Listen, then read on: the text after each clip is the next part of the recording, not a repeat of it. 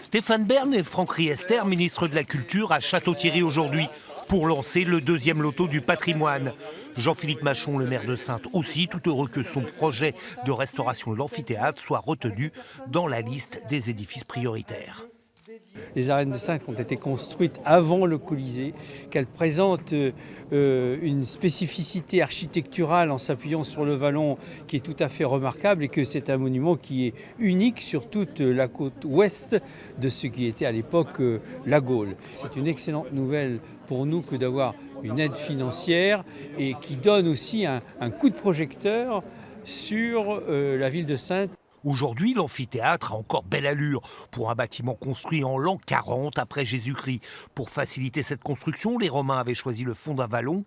Ce choix judicieux à l'époque pose problème l'hiver en cas de forte pluie. L'eau engendre des dégâts importants. Vous voyez, elle ravine les parties végétalisées, elle ravine au pied des murs, ce qui engendre des désolidarisations de moellons. Et surtout, elle se concentre dans l'arène. Et cette arène étant un peu comme un entonnoir, on a énormément de mal à évacuer l'eau. L'objectif des travaux de sauvegarde sera donc de trouver un moyen d'évacuation efficace et il faut aussi lutter contre des végétaux qui grignotent l'édifice.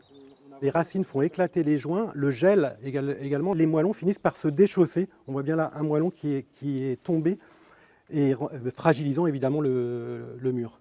Et imaginez qu'il y a 20 siècles, les arènes étaient 2 fois plus hautes et pouvaient accueillir 15 000 spectateurs.